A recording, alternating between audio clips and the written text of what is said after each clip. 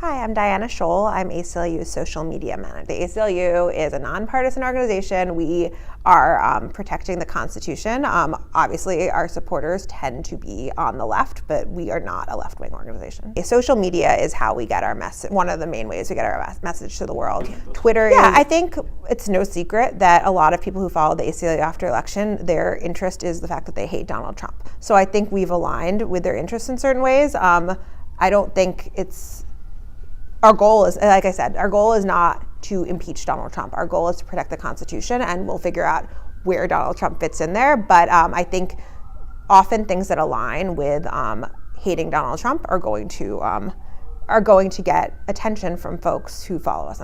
Someone once told me that they were kind of an alt news outlet, like people who I think a lot of people do. Like if you look at like Twitter lists, like what lists people put us on, on Twitter, like it's news, it's politics, it's left, which obviously we don't identify as the left, right? But that's where folks see us in the landscape. And I absolutely do view us as making sure that we provide accurate information as one of our top jobs to the world. Twitter is one of those tools, and it has a differentiator from other social media outlets, is that's where essentially where media lives, where folks who are driving the conversation live. So I think Twitter sometimes has an outsized importance in the broader landscape than its numbers. But I think we did very conscious things to make sure that we had a unique take in this new landscape and the quote unquote resistance. I mean, I always say the one thing most of our new supporters have in common is that they hate Donald Trump,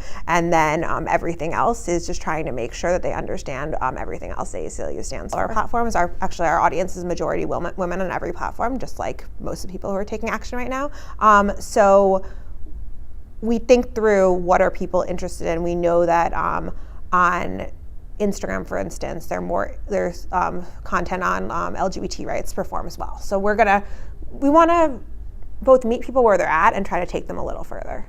The walkouts were a good example, right? People wanted us to tell you, like, walkouts are like, this is unconstitutional, your school, right? But we had to be like, actually, you can't miss, like, your school can punish you for missing class.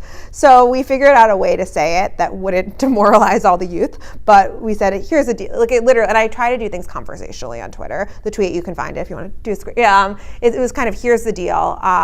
Your school can punish you for missing class, even though, like they always can, they can't punish you beyond that for the fact that you're protesting. And that did incredibly well because it gave people information that they could use. And I want people to read our tweets who are interested in making change and pushing back on unconstitutional policies. I want people to see these tweets, get information, and then be able to have the tools to act.